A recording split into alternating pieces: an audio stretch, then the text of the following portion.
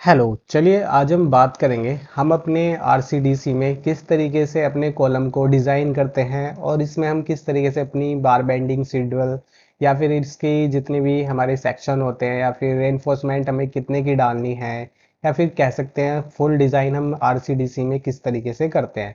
तो हम आरसीडीसी का यूज जनरली डिज़ाइनिंग के लिए ही करते हैं। इसमें हम स्लैब, वॉल और या फिर हम कॉलम या फिर बीम, ये सभी हम इसमें डिज़ाइन कर सकते हैं और इसमें हम अपनी पाइल फाउंडेशन को भी डिज़ाइन कर सकते हैं।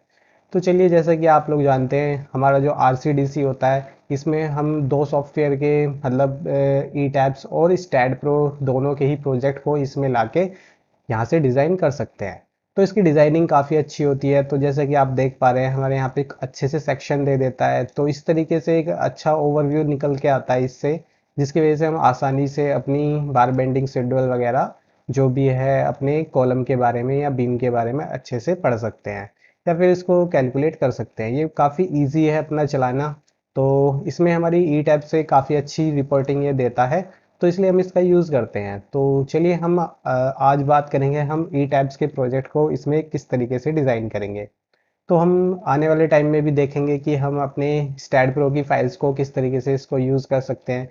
तो चलिए हम आज इसी तरीके की कुछ अपनी ड्राइंग्स को बनाने वाले हैं। इसमें हम सभी अपनी रेनफोर्समेंट को कैलकुलेट करेंगे या फिर उनकी डिज़ाइनिंग करेंगे। तो चलिए, इसके लिए हमें सबसे पहले अपने ई टैब्स को ओपन कर लेना है। तो ई टैब्स ओपन करने के बाद आपको यहाँ से न्यू मॉडल पे जाना है या फिर आप यहाँ से न्यू एग्जिस्टिंग मॉडल पे लेना है। तो जैसे कि आप लोग देख सकते हैं, मेरे पास यहाँ पे रिसेंट काफ़ी सारे मॉडल्स हैं। तो मैं यहाँ पे आज वर्क करने वाला हूँ किसी ओल्ड मॉडल पे। तो हम किसी ओल्ड मॉडल की आज आरसीडीसी में डिज़ाइनिंग करने वाले हैं। तो इसके लिए हमें अपने कोई भी पुराने मॉडल को इसमें खोल लेना है ई टैब्स में। तो आप लोग देख सकते हैं मेरे पास यहाँ पे काफ़ी सारे अपने प्रोजेक्ट्स हैं, तो मैंने काफ़ी सारे बनाए हुए हैं पहले भी। तो आप लोग यहाँ पे मैं चलिए इसको एनबी के नाम से जो है इसको मैं ओपन कर लेता हूँ।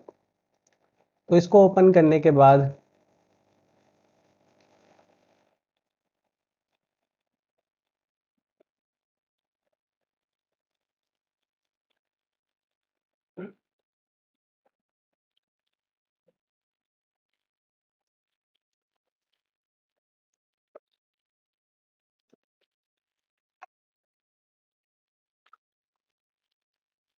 तो आप लोग देख सकते हैं हमारे यहाँ पे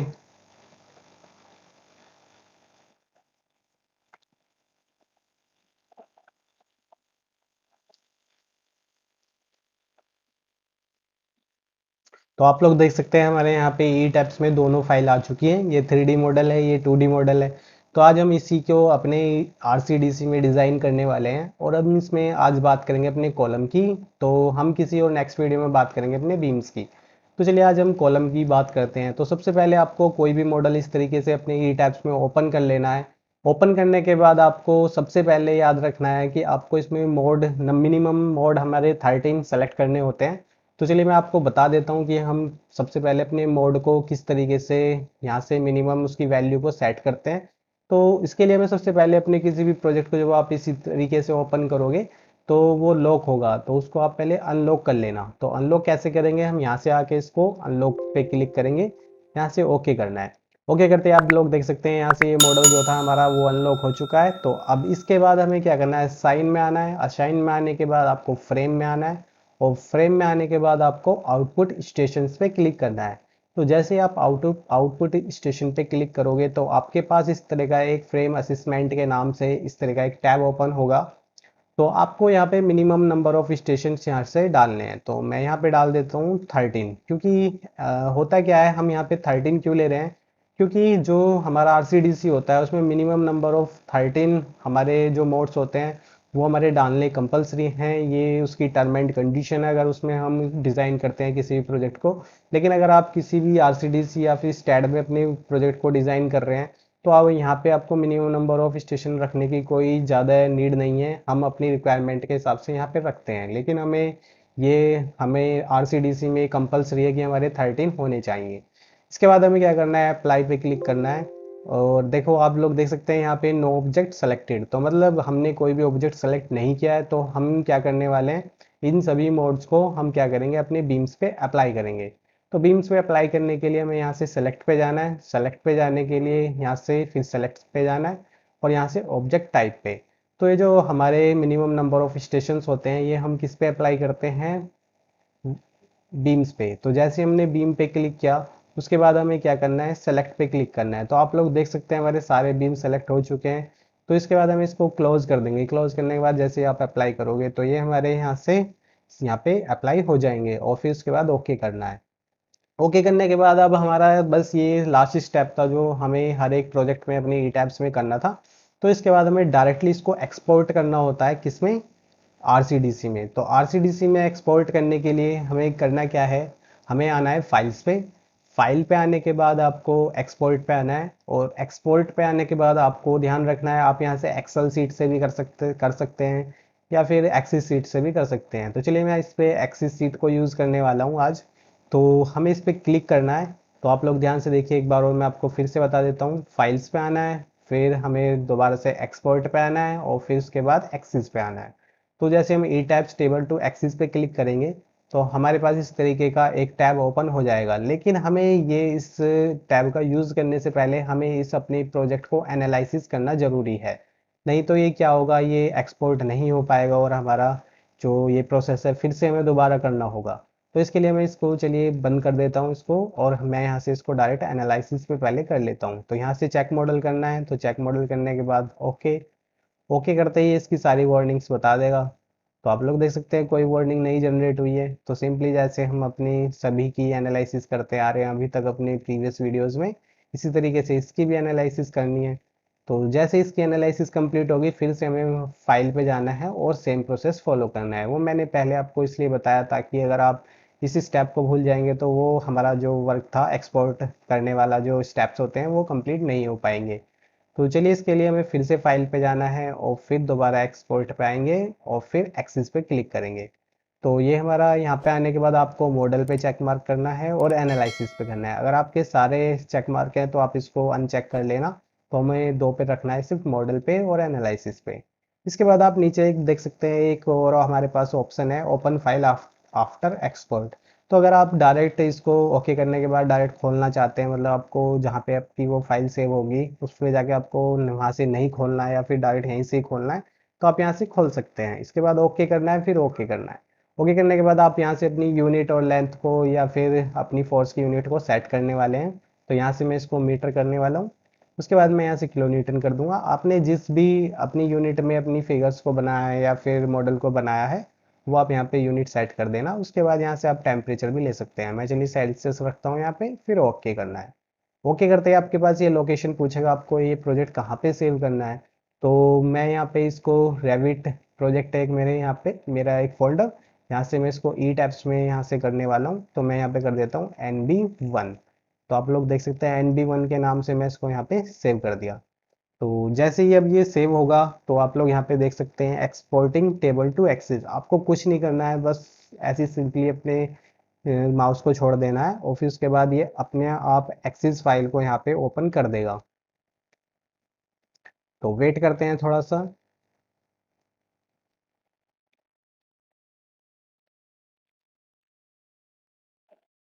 तो आप लोग देख सकते हैं हमारे यहाँ पे एक एक्सिस फाइल ओपन हो चुकी है। तो जैसे ही हम इसको थोड़ा बड़ा करेंगे, यहाँ से इसको थोड़ा इंक्रीज कर लेते हैं। फिर इसके बाद मुझे यहाँ पे किसी पे भी जैसे हम क्लिक करते हैं तो आप लोग देखेंगे हमारे यहाँ पे सभी डेटा आ चुके हैं।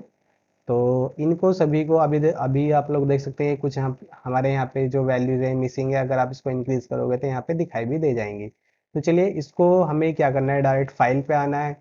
फाइल पे आने के बाद आपको सेव एंड पब्लिश पे आना है और यहाँ से हम क्या करेंगे, एक्सिस 2002 या फिर 2003 डाटाबेस में इसको सेव करेंगे। यहाँ से आने के बाद सेव एज पे क्लिक करना है। तो जैसे आप सेव एज पे क्लिक करोगे तो आपको अपनी लोकेशन देनी है यहाँ पे जहाँ पे भी आपको इसको सेव करना है। तो चलिए मैं यहाँ पे डेस्कटॉप पे इसको सेव कर लेता हूँ। तो जैसे आप इस पे सेव पे क्लिक करोगे तो हो सकता है ये आपका एक बार में ना हो सेव। तो इसके लिए मैं फिर से होम पे आना है। होम पे आने के बाद आप लोग देखेंगे यहाँ पे एक एनेबल कंटेंट आया था। ये मेरे पास पहले शो नहीं हुआ था, नहीं तो अगर वहाँ पहले ही हम इसको एनेबल कर लेते तो हमें यहाँ एक बार में हमारा काम हो जाता। उसके बाद हमें फिर से चलिए फाइल्स पे आना है। फाइल पे आने के बाद फिर सेव एंड पब्लिश पे और इसके बाद एक्सिस 2002 एंड 2003 पे और फिर सेव एज पे। तो जैसे आप सेव एज पे क्लिक करोगे तो हमें यहाँ से फिर से अपनी लोकेशन को सेट करना है। तो मैं यहाँ पे डाल देता हूँ डेस्कटॉप और NB1। तो आप लोग देख सकते हैं हमारे पहले वाला जो प्रोजेक्ट था वो यहाँ पे सेव नहीं हुआ है, क्योंकि NB के नाम से तो पहले ही था, और ये हम जो करने वाले हैं वो क्या है, NB1 के नाम से। इसको जैसे ही मैं सेव करूँगा तो अब आप लोग देखोगे कि हमारा जो वो प्रोजेक्ट था वो वहाँ पे सेव हो चुका होगा इस बार डेफिनेटली। तो इसको मैं यहाँ से मिनिमाइज़ कर देता हूँ और इस प्रोजेक्ट को भी मिनिमाइज़ कर देता हूँ। तो आप लोग देख सकते हैं मेरे पास यहाँ पे एक NB1 के नाम से आ चुकी है एक फ़ाइल। तो हमें अपनी एक्सेस फाइल को अब कोई ज़रूरत नहीं है इसको रखने की, तो आप इसको क्लोज कर सकते हैं। अगर आप चाहें तो अपनी ई टैब्स की फाइल को भी यहाँ से मॉडल को क्लोज कर सकते हैं। तो चलिए मैं इसको एक अभी ओपन ही रहने देता हूँ। तो इसके बाद हमें डायरेक्टली अपने स्टैड RCDC को ओपन करना है। तो जैसे अपने RCDC को ओपन करोगे तो यहाँ पे आपको एक इस तरीके का एक टैब खुल के आएगा। आप लोग देख सकते हैं हमारे पास यहाँ पे एक टैब आता है। तो RCDC में सबसे पहले अपने प्रोजेक्ट पे, हम जिस प्रोजेक्ट पे काम कर रहे हैं वो प्रोजेक्ट का यहाँ पे नाम डालना है, या फिर किस इंजीनियर को आप देने वाले हैं इसको, तो वो आप यहाँ पे डाल सकते हैं। तो चलिए मैं यहाँ पे डाल देता हूँ कैड कैम, और ऊपर मैं डाल देता हूँ प्रोजेक्ट, मान लीजिए मेरा कुछ भी है मैंने डाल दिया, ऐसे संजीव डाल देता हूँ मैं। इसके बाद हमें आना है इंजीनियर में, आपको जिस इंजीनियर को प्रोजेक्ट हैंड ओवर करना है तो आप यहाँ से वो डाल सकते हैं। उसके बाद यहाँ से डिज़ाइन कोड आप यहाँ से सेलेक्ट कर सकते हैं। तो जनरली हमें IS456 यूज़ करना है। उसके बाद आपको डायरेक्टली एनालिसिस डाटा पे आना है और यहाँ से अपनी फाइल को चूज़ करना है। तो आप लोग यहाँ पे देख सकते हैं हमारे यहाँ पे 3 डॉट यहाँ पे शो हो रहे हैं। तो हम इस पर क्लिक करना है। क्लिक करते ही आपके पास इस तरह का टैब ओपन होगा और यहाँ से हम अपनी फाइल को चूज़ कर लेंगे। तो आप लोग देख सकते हैं NB1 के नाम से हमने डेस्कटॉप पे अपनी फाइल को चूज़ किया था। जहाँ पे भी आप अपनी फाइल को सेव करेंगे वो यहाँ से हम अपनी उस फाइल को सिलेक्ट करना है और ओपन करना है। ओपन करते ही आपके पास डिज़ाइन एलिमेंट्स यहाँ पे शो होगा। अभी ये हिडन था इससे पहले, तो अभी आप लोग देख सकते हैं हमारे शो हो रहा है। तो हम यहाँ से कोई भी चूज़ कर सकते हैं। तो यहाँ से हम फाइल की भी डिज़ाइनिंग कर सकते हैं, या फिर हम कॉलम की भी डिज़ाइन कर सकते हैं, या फिर फुटिंग भी कर सकते हैं। इसके बाद बीम भी कर सकते हैं, या फिर स्लैब भी कर सकते हैं। तो बीम में क्या होता है, हमारे लेवल्स के हिसाब से ये डिज़ाइन करता है RCDC। मतलब लेवल 1 की स्टोरी पे पहले डिज़ाइन करेगा, और फिर उसके बाद ये हमारा लेवल 2 की स्टोरी पे डिज़ाइन करेगा, फिर लेवल 3।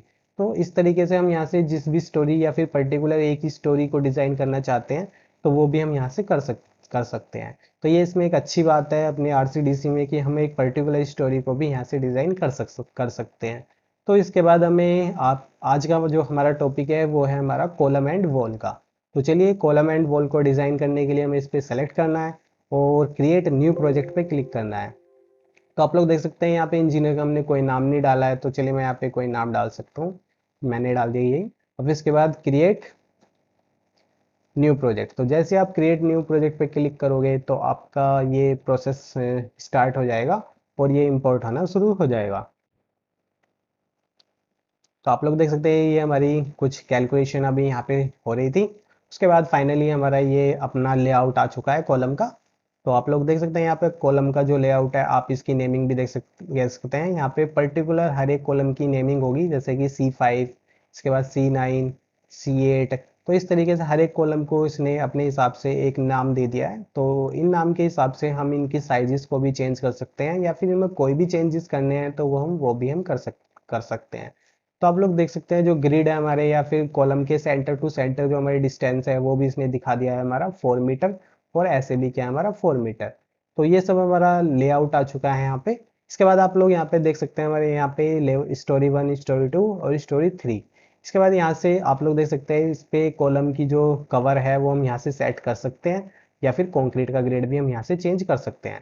तो आप लोग देख सकते हैं हमारे M25 है, तो हम यहाँ से इसको चेंज भी कर सकते हैं, या फिर यहाँ से भी हम चेंज कर पाएंगे सेटिंग से जाके। तो चलिए मैं इसको यही रहने देता हूँ, मैं इसको चेंज नहीं कर रहा हूँ। उसके बाद हमें कवर में आना है, कवर को मैं यहाँ से चेंज कर देंगे, क्योंकि आप लोग जानते हैं जो हमारी कॉलम का जो कवर होता है वो होता है हमारा 40 mm। तो हम 40 mm लेने के बाद आपको इस तरीके से दोनों पे टाइप भी कर सकते हैं, या फिर इस तरीके से दोनों को सेलेक्ट करके ऐसे Ctrl+C करके और फिर दोनों को सेलेक्ट करके पेस्ट भी कर सकते हैं। तो आप जिस भी तरीके से आपका मन करे आप यहाँ पे इसकी कवर को भी चेंज कर सकते हैं। उसके बाद आपको आना है कॉलम साइज पे। तो आप लोग अपने कॉलम के साइजेस को भी देख सकते हैं, जैसे कि मैंने आपको बताया था यहाँ पे एक नेमिंग दी हुई है हर एक पर्टिकुलर कॉलम को। तो जैसे आप इस कॉलम पे सेलेक्ट करोगे तो आप देख सकते हैं हमारे C4 कॉलम का साइज ये है, और जैसे हम C8 पे क्लिक करेंगे तो आप लोग देख सकते हैं C8 का साइज ये है। तो जैसे हम क्लिक करेंगे वो हमारे यहाँ पे शो हो जाएगा, या फिर अगर हम यहाँ पे क्लिक करेंगे C13 तो वो यहाँ पे हमारे रेड कलर से शो हो जाता है। तो इस तरीके से रिप्रेजेंट कर देता है कि हम जैसे यहाँ पे क्लिक करेंगे तो वो कॉलम हमारा लेआउट में कहाँ है ये वो बता देता है। उसके बाद चलिए आगे बात करते हैं हम लेवल डाटा की। तो लेवल डाटा में तो हमने बात कर चुके हैं किसका, हम कवर चेंज कर सकते हैं या फिर स्टील और कंक्रीट, ये सब इसमें बता दिया है। तो इसके चलिए सीजी, तो सीजी पे तो हम इस पर बात करेंगे नहीं। तो इसके बाद हमें आना है डायरेक्ट अपनी सेटिंग में। तो सेटिंग में आने के लिए सबसे पहले हमें क्या करना है, अपनी डिज़ाइन सेटिंग में आना है। तो डिज़ाइन सेटिंग में आने के बाद आपको यहाँ से अपनी डिज़ाइनिंग की जो भी सेटिंग्स हैं वो हम यहाँ से चेंज करेंगे या फिर यही रहने देंगे जो इसने बाय डिफ़ॉल्ट सेलेक्ट की हुई हैं। तो चलिए हम इसमें कुछ चेंजेस कर लेते हैं। जैसे कि डक्टाइल डिज़ाइन, अगर आपको अपना स्ट्रक्चर डक्टाइल डिज़ाइन करना है तो आप यहाँ से कर सकते हैं, या फिर लाइट लोड को रिडक्शन करना है, उसको हटाना है, या फिर जैसे भी हमें कोई भी चेंजेस करनी है वो हम यहाँ से कर सकते हैं। तो चलिए मैं यहाँ पे डक्टाइल को डिज़ाइन कर लेता हूँ। तो हम आप लोग देख सकते हैं बीम, अगर अगर हमें अपने बीम में शेयर कंसिडर करना है तो आप यहाँ से कर सकते हैं। तो मैं इसको अनचेक कर लेता हूँ, हमें इसमें शेयर की कोई ज़रूरत नहीं है। आप लोग यहाँ पे चेक मार्क भी कर सकते हैं। तो आप लोग देख सकते हैं कॉलम में ब्रेस्ट लगाना है तो आप यहाँ से सिलेक्ट कर सकते हैं। ऑप्टिमाइज डिज़ाइन रखना है, उसके बाद आप यहाँ से शेयर वॉल की बाउंड्री एलिमेंट जो भी है उसको चेक मार्क करना है यहाँ पे, या फिर उसको आप अनचेक भी कर सकते हैं। आपको जो भी रिक्वायरमेंट के हिसाब से आप अपनी शेयर वॉल को डिज़ाइन करना चाहते हैं तो आप यहाँ पे लगा सकते हैं उसकी वैल्यूज़ को। इसके बाद हमें आना है डायरेक्ट क्रैक विड्थ में, क्लिक करना है परफॉर्म चेक पे। तो हमें अगर इसके चेक भी डिज़ाइन करने हैं या फिर चेक परफॉर्म करना है तो हम यहाँ से इसको चेक मार्क करेंगे, और इसके बाद हम इसकी परमिसिबल वैल्यू को डाल देंगे। तो आप लोग जानते हैं हमारी जो परमिसिबल वैल्यू होती है हमारी क्रैक की वो कितनी होती है, 0.2, जो इसने बाय डिफॉल्ट ली हुई है। तो ये हमारा ठीक है। उसके बाद आई एस कोड यहाँ से सेलेक्ट करना है और फिर डायरेक्ट क्या करना है हमें यहाँ से ओके। ओके करने से पहले आप इसकी मटेरियल लिस्ट को भी देख सकते हैं। तो आप यहाँ से इसकी मटेरियल लिस्ट भी देख सकते हैं, कंक्रीट की और स्टील की। तो ये इन सभी ग्रेड के हिसाब से यहाँ से इसको डिज़ाइन करेगा। तो ये हमारे पास यहाँ पे कुछ प्री डिफाइंड मटेरियल्स हैं, तो ये एज पर रिक्वायरमेंट के हिसाब से यहाँ से उठा लेता है और फिर उसको डिज़ाइन कर देता है।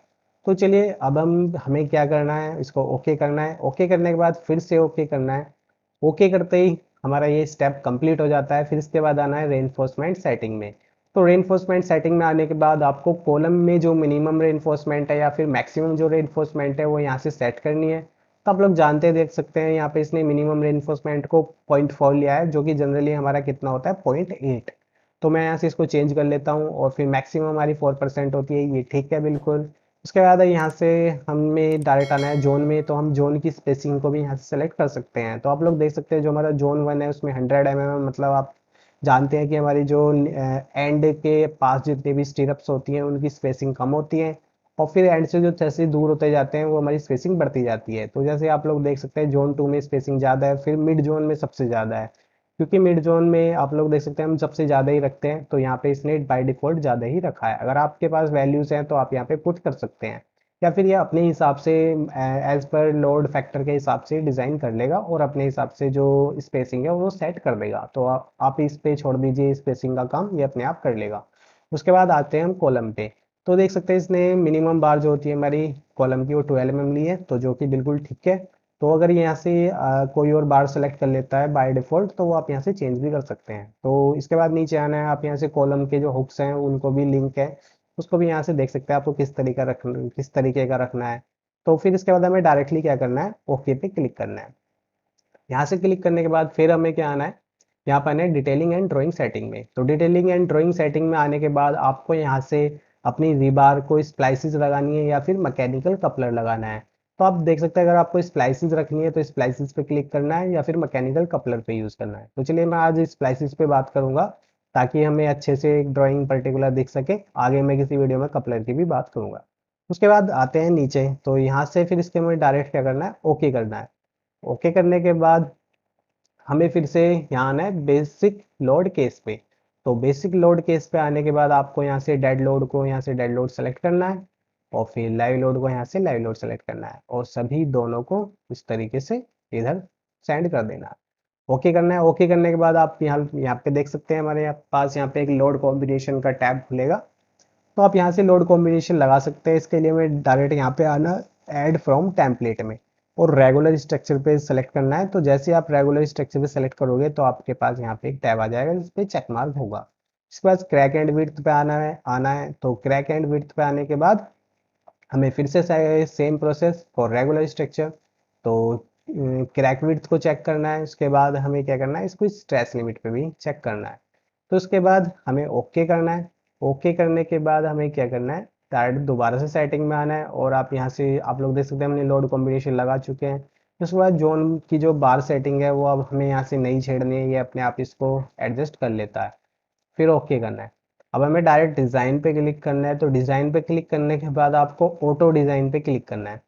तो हमारे जितने भी स्टेप्स थे, हमने जो मैनुअली हमें चेंज करने थे वो हम यहाँ से कंप्लीट कर चुके हैं। तो इसके बाद हमें ऑटो डिज़ाइन पे क्लिक करना है। तो जैसे हम डिज़ाइन पे आके ऑटो डिज़ाइन पे क्लिक करेंगे तो ये हमारी डिज़ाइनिंग को स्टार्ट कर देगा। तो जैसे ही डिज़ाइनिंग हमारी स्टार्ट करेगा उसके बाद अगर हमारा कोई भी कॉलम फेल होता है तो आप लोग देख सकते हैं एक ग्रीन सिंबल शो कर रहा है कि हमारे जितने भी कॉलम हैं वो सभी पास हैं। और अगर यहाँ से कोई भी कॉलम हमारा फेल होता तो वो यहाँ पे क्या करता, उसको रेड कलर का शो करता। तो रेड कलर शो होने के बाद ये डायरेक्ट एक इस तरीके का एक पेज भी खुल के आता जहाँ पे कॉलम नंबर लिख के आता। तो हम यहाँ से उसको फिर डायरेक्ट रीडिज़ाइन भी कर सकते थे। तो चलिए यहाँ पे जैसे कि आप लोग देख सकते हैं हमारे फाइनली कोई भी हमारा कॉलम फेल नहीं हुआ है। तो इसके लिए हमें अब कोई इसको चेंज करने की ज़रूरत नहीं है। तो हम इस पर डायरेक्ट डिज़ाइनिंग की बात करते हैं। तो आप लोग देख सकते हैं जैसे कि हमारा C5 कॉलम था तो उसमें जो साइजिस है उसका ये है। मटेरियल जो अप्लाई किया है उसमें M25 की कंक्रीट है और स्टील कितने का है, 415 का है। तो इसी तरीके से उसकी जो कैपेसिटी रेशियो दिखा दिया उसने, फिर परसेंटेज दिखा दिया उसने जो स्टील का है। उसके बाद इसके लिंक्स की जो स्पेसिंग दिखा दी है उसने 8 mm की, 150 mm सेंटर टू सेंटर क्या स्पेसिंग है। तो इसकी डक्टाइल लिंक्स दिखा दिए। तो यहाँ से सभी उसने अपने कॉलम्स के बारे में जितनी भी जनरल डिटेल्स थी वो उसने यहाँ पे शो कर दी है। फिर उसके बाद हमें क्या करना है, डायरेक्ट हमें आना है रिपोर्ट्स पे। तो चलिए अगर हमें रिपोर्ट देखनी है हमें किसी भी चीज़ की तो सबसे पहले हमें आना है टेक्स्ट शेड्यूल पे। तो हमें रिपोर्ट पे आना है। रिपोर्ट पे आने के बाद आपको टेक्स्ट शेड्यूल पे आना है। फिर उसके बाद हमें क्लिक करना है डक्टाइल शेड्यूल पे। तो जैसे आप डक्टाइल शेड्यूल पे क्लिक करोगे तो आपके पास ये इसकी डक्टिलिटी शेड्यूल को बना के दे देगा।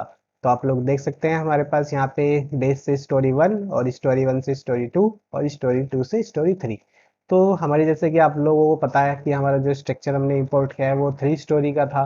तो उस हिसाब से इसने पर्टिकुलर स्टोरी के जितने भी हमारे रेनफोर्समेंट थी वो इसने बता दी। तो आप लोग देख सकते हैं कितने के जो लिंक यूज हुए हैं वो कितने हुए हैं हमारे 10 mm के, 75 mm सेंटर टू सेंटर, और कुछ लिंक यूज हुए हैं हमारे कितने 8 mm के, 150 mm सेंटर टू सेंटर। उसके बाद आप लोग इसकी मटेरियल्स भी देख सकते हैं कौन सी स्टोरी पे क्या मटेरियल यूज हुआ है। फिर उसके बाद आप साइज भी देख सकते हैं कॉलम का क्या साइज है पर्टिकुलर स्टोरी पे, जैसे कि आप लोग यहाँ पे देख सकते हैं। तो यहाँ से हमारी सारी स्टोरीज आ चुकी हैं। तो आप लोग यहाँ पे कॉलम को भी मार्क देख सकते हैं, जैसे कि ये जो पर्टिकुलर डाटा है हमारा, आप लोग इसको इस तरीके से डिफाइन कर सकते हैं। जैसे कि हमारा C5 कॉलम है तो वो हमारी स्टोरी 1 से बेस से स्टोरी 1 तक जो गया है उसमें ये सभी कैले जो हमारी डक्टाइल मटेरियल्स हैं वो यूज़ हुए हैं। इसके बाद फिर हमारी ऊपर जो स्टोरी 1 से स्टोरी 2 तक हुआ है तो उसमें सब ये सब यूज़ हुए हैं। तो इस तरीके से पर्टिकुलर कॉलम को पर्टिकुलर स्टोरी पे जितने भी हमारी रेनफोर्समेंट है, क्या मटेरियल है और क्या स्पेसिंग के हिसाब से स्टीरअप्स दिए गए हैं, वो सब इसने यहाँ पे बता दिए। तो चलिए ये तो थी हमारी डक्टाइल शेड्यूल की बात। तो अब बात करते हैं डिटेल ड्राइंग की। अगर हमें डिटेल ड्राइंग देखनी है तो हमें फिर से रिपोर्ट पे आना है और यहाँ से हम डिटेल ड्राइंग पे क्लिक करेंगे। तो जैसे हम क्लिक करेंगे आप किसी भी एक पर्टिकुलर कॉलम की या फिर सभी कॉलम की एक साथ भी देख सकते हैं। तो चलिए मैं इन पे सभी पे क्लिक करता हूँ। उसके बाद मैं सभी की यहाँ से कॉलम की डिजाइनिंग देख सकता हूँ। तो उसके बाद जैसे हम क्लिक करेंगे तो ये यहाँ पे प्रोसेस कंप्लीट होते ही यहाँ पे इसकी सारी डिटेल दिखा देगा। तो आप लोग यहाँ पे देख सकते हैं जो हमने अपनी डिटेल ड्राइंग यहाँ पे सेलेक्ट, आप लोग देख सकते हैं जो हमने यहाँ पे डिटेल ड्राइंग बनाई है या फिर जो इसने कैलकुलेट करके दी है वो यहाँ पे शो हो रही है। तो आप लोग यहाँ पे देख सकते हैं वो स्टोरी 1 से बेस तक, मतलब बेस से स्टोरी 1 तक। उसके उसमें हमारी जो सेक्शन है वो इसने दिखा दिया कि 300 से 300 का जो हमारा कॉलम है। और उसके बाद जैसे कि आप लोग देख सकते हैं ये हमारा एक इस तरीके का एक सर्कल है, तो इसका मतलब है ये जो हमारे बार्स, तो ये बार कितने यूज हुए हमारे 12 के। तो इस तरीके से ये हमारे 12 के 12 बार दिखा रहा है यहाँ पे। तो 12 के बार यहाँ पे शो हो रहे हैं, तो जो कि यहाँ पे आप देख सकते हैं, तो यो हमारे यहाँ पे सभी यूज हुए हैं। तो इसमें हमारे जितने भी बार्स हमारे 12 के यूज हुए हैं। इसके बाद आप यहाँ पे लिंक्स भी देख सकते हैं। तो इसके बाद ऊपर आते हैं स्टोरी 1 से स्टोरी 2 पे। तो आप लोग यहाँ पे भी देख सकते हैं हमारे 12 के बार यूज हुए हैं। तो इस तरीके से आप पर्टिकुलर स्टोरी पे देख सकते हैं। तो जैसे कि आप लोग यहाँ देखोगे स्टोरी 2 से स्टोरी 3 तक जो हमारे बार यूज हुए हैं, वो आप लोग देख सकते हैं। हमारे ये जो हमारे कॉर्नर पे बार हैं वो हमारे क्या हुए, ज़्यादा डाया किए हुए हैं। और जो मिड में जो हमारे बार हैं वो क्या है, हमारे कम डाया किए हुए हैं। तो आप लोग देख सकते हैं हमारे 16 के यहाँ है और 12 के यहाँ पे हैं। उसके बाद आप लोग यहाँ पे देख सकते हैं, जैसे कि आपने यहाँ पे कॉलम डिज़ाइन में आपने देखा होगा कि हमारा जो कॉलम मतलब बार की जो शेड्यूलिंग थी वो इस तरीके से वहाँ पे शो हो रही थी। तो इसका मतलब हमारे 16 के 4 बार और इसका मतलब अब 12 के 4 बार। इसी तरीके से हम पर्टिकुलर स्टोरी की पर्टिकुलर कॉलम की सेक्शन को यहाँ से देख सकते हैं। तो यहाँ से सभी सेक्शन इसने शो कर दिए हमारे किस तरीके से कहाँ पे किस कितने का बार यहाँ पे आएगा, उसके लिंक हमारे कितने पे होंगे वो सब यहाँ पे हमारे शो हो चुके हैं। तो आपको इसी तरीके से अगर किसी को प्रोजेक्ट सबमिट करना है तो आप यहाँ से डायरेक्ट इसको सेव करके दे भी सकते हैं। तो चलिए मैं इसको सेव करके बता देता हूँ आपको ऑटोकैड में हमें इसको किस तरीके से ले जाना होता है। आपको इसमें कोई भी चेंजेस करने हैं तो आप इसको ऑटोकैड में ले जा सकते हैं, नहीं तो आप इसको डायरेक्ट भी प्रिंट कर सकते हैं। तो इसके लिए हमें डायरेक्ट एक करना क्या है, अपनी फाइल में आना है। फाइल में आने के बाद आपको प्रोजेक्ट को सेव करना है। तो सेव एज पे जाता हूँ मैं। उसके बाद सेव एज पे जाने के बाद अब मैं डेस्कटॉप पे यहाँ पे इसको सेव कर लेता हूँ HDD के नाम से। कोई भी नाम यहाँ से दे सकते हैं। उसके बाद जैसे हम सेव पे क्लिक करेंगे तो ये प्रोजेक्ट सेव हो जाएगा। तो हमें इसके बाद अब हमें क्या करना होगा, यहाँ पे सेव पे आना है डायरेक्ट। तो सेव पे आने के बाद अब हमें DXF फाइल में हम इसको सेव कर सकते हैं। तो DXF फाइल में सेव करने के लिए हमें फिर से यहाँ पे क्लिक करना है। तो यहाँ पे मैं S नाम से कर देता हूँ। चलिए मैं हम यहाँ से NB के नाम से हमारा प्रोजेक्ट था ये, तो ट्रिपल NB कर देते हैं, फिर उसके बाद सेव कर देते हैं। तो जैसे हमने इस पे सेव पे क्लिक किया तो आप लोग देख सकते हैं हमारे पास यहाँ पे एक DXF फाइल आ चुकी है जो कि हमारी ऑटोकैड में ओपन हो जाएगी। तो हम यहाँ से इसको देख सकते हैं। तो चलिए दोबारा से RCDC अपना खोल लेते हैं। तो बाकी बात करते हैं इसमें हमारी कुछ और रिपोर्ट्स के बारे में। तो आप इसका अगर एलिवेशन देखना चाहते हैं हर एक कॉलम का या फिर पर्टिकुलर किसी भी कॉलम का, तो हम यहाँ से देख सकते हैं। तो इसमें काफ़ी अच्छी तरीके से अपनी डिटेलिंग ये देता है। उसके बाद चलिए कोई भी कॉलम ले लेते हैं, मैं चलिए सभी को मार्क कर लेता हूँ। उसके बाद ओके करना है। ओके करते ही आपके पास ये कैलकुलेशन स्टार्ट करेगा और इसके बाद ये सारे जितने भी सेक्शन है हमारे कॉलम के सभी के काट के दिखा देगा। तो वेट करते हैं थोड़ा।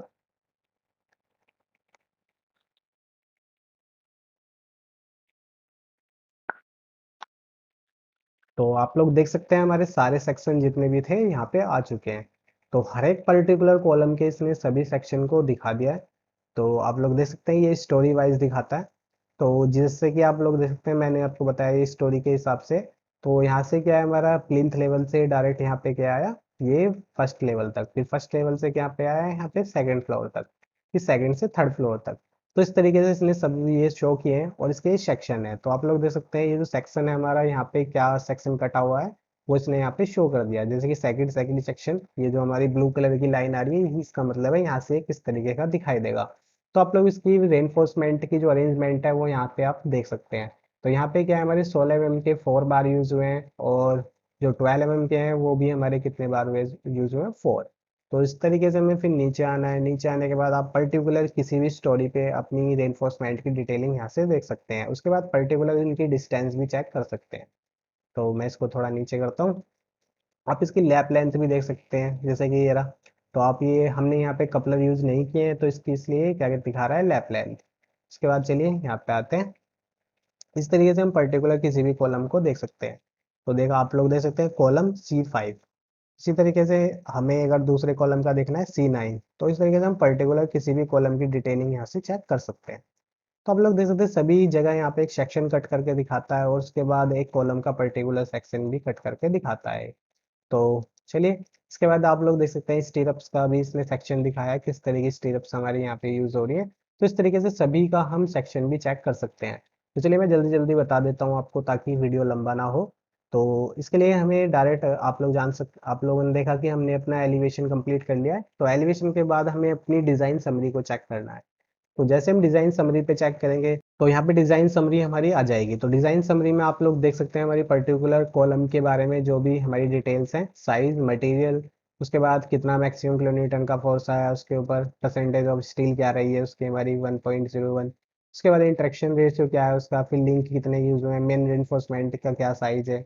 इस तरीके से यहाँ पे इसने सारे शो कर दिए हैं। तो ये हमारी समरी डिटेल यहाँ से आ चुकी है। आप इसको यहाँ से डायरेक्ट ऑटो कैड में भी सब एक्सपोर्ट कर सकते हैं। इसके बाद हमें आना है रिपोर्ट में। रिपोर्ट में आने के बाद डिज़ाइन कैलकुलेशन, चलिए इसको क्रैक विड्थ चेक पे क्लिक करते हैं।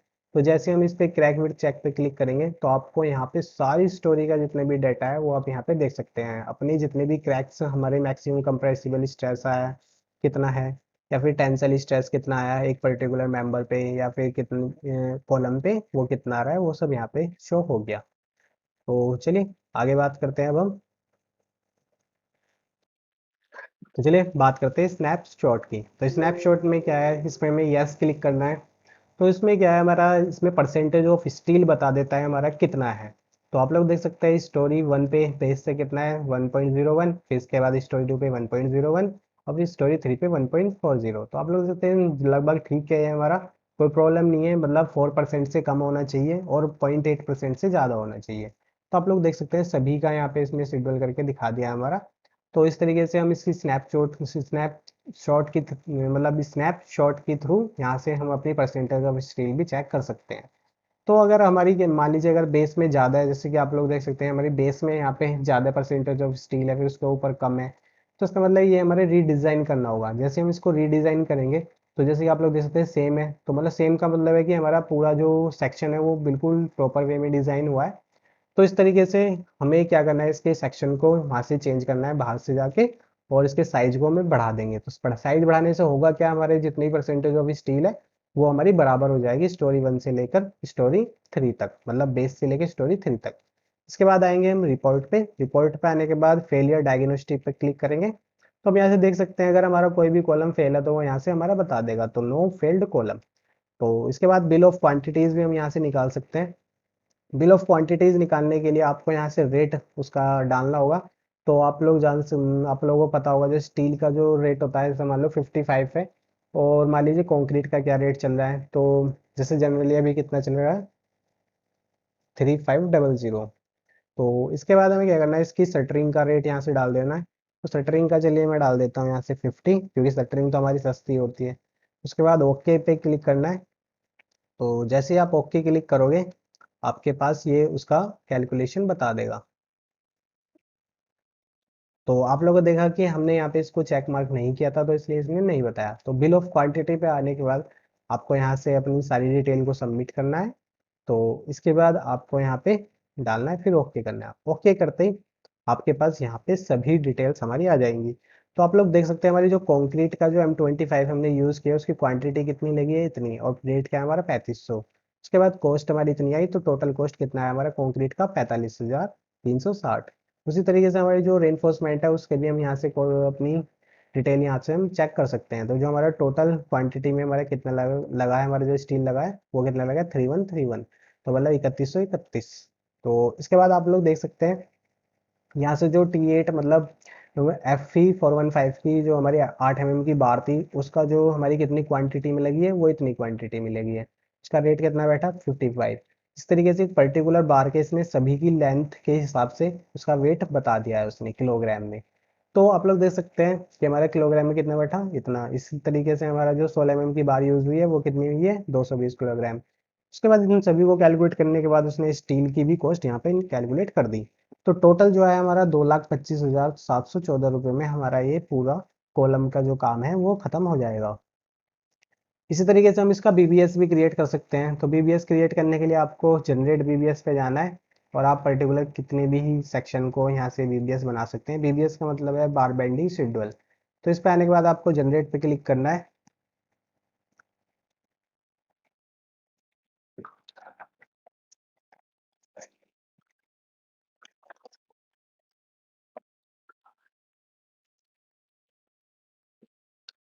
तो आप लोग देख सकते हैं हमारे यहाँ पे इसकी बार बेंडिंग शेड्यूल आ चुकी है। तो इसको हमें इस तरीके से जूम करना है। जूम करने के बाद आप इसकी बार बेंडिंग शेड्यूल भी चेक कर सकते हैं। तो इसमें पर्टिकुलर लेंथ बता देता है हमारा कितनी कटिंग का कितना लेंथ चाहिए, तो आप उसको पहले से उसको कटिंग लेंथ करा के रख सकते हैं। तो आप इसका देख सकते हैं सेक्शन है हमारा, एक कॉलम कौन सा है हमारा, C17। तो C17 कॉलम में इस तरह का हमारा सेक्शन शो हो गया, और उसके बाद इसके एलिवेशन शो हो गया, फिर उसके बाद इसका सेक्शन यहाँ से इसने शो कर दिया। तो चलिए फिर नीचे आते हैं। नीचे आने के बाद आप तो इस तरीके से पर्टिकुलर कॉलम का देख सकते हैं जो जो हमने अपने कॉलम सेलेक्ट किए हैं। तो हमें चलिए C17 कॉलम की बार बेंडिंग शेड्यूल चेक करनी है। तो आप यहाँ से देख सकते हैं ये हमारी डिटेल में बार बेंडिंग शेड्यूल है।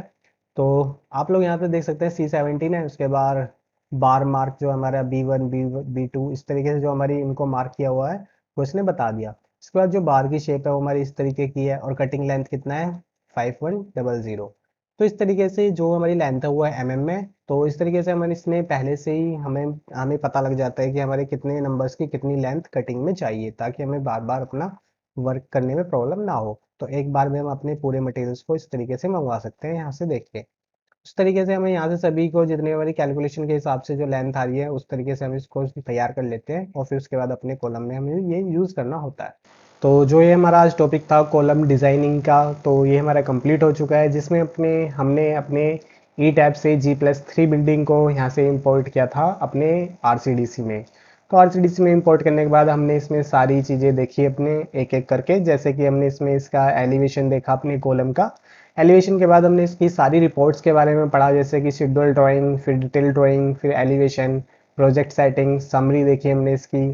फिर उसके बाद हमने इसके क्रैक विड्थ देखे, हमने इस पर क्या क्या स्ट्रेसेस हमारे आए हैं। फिर उसके बाद हमने इसकी फेलियर देखा, हमारा कितना कौन कौन से मेंबर हमारे फेल हैं। उसके बाद बिल ऑफ क्वांटिटी, जो कि बिल ऑफ क्वांटिटी जो होता है मुझे इसमें काफ़ी अच्छा लगता है अपने इस RCDC में, जो कि मैंने किसी और सॉफ्टवेयर में इतने अच्छे से नहीं देखा है। उसके बाद जो उसका मुझे सेकंड ऑप्शन सबसे अच्छा लगता है वो है इसका बार बेंडिंग शेड्यूल। तो बार बेंडिंग शेड्यूल इसका काफ़ी अच्छा है, जिसकी वजह से हम अपने सारे एलिमेंट्स को या फिर जितने भी हमारे बार हैं उनको हम एक बार में हम उनकी लेंथ को देख सकते हैं। तो इसका जो रिप्रेजेंटेशन होता है हमारे कॉलम्स का, तो या फिर बीम्स का, या फिर उनके अंदर जो हमारी रेनफोर्समेंट यूज़ होती है वो मुझे काफ़ी पर्सनली अच्छा लगता है। तो जिसकी वजह से हम काफ़ी अच्छे से डिफ्रेंशिएट कर सकते हैं कि हमारे कौन सी बार कहाँ पे डली है, और उसके कितने साइजेस को हमें उसको प्रीफर करना है। तो चलिए इस वीडियो में इतना ही था। अगर आपको ये वीडियो अच्छा लगा हो तो प्लीज़ लाइक एंड सब्सक्राइब करना, और मैं इस तरीके के ट्यूटोरियल आपके लिए लाता रहता हूँ। तो प्लीज़ चैनल को सब्सक्राइब करना। Thank you.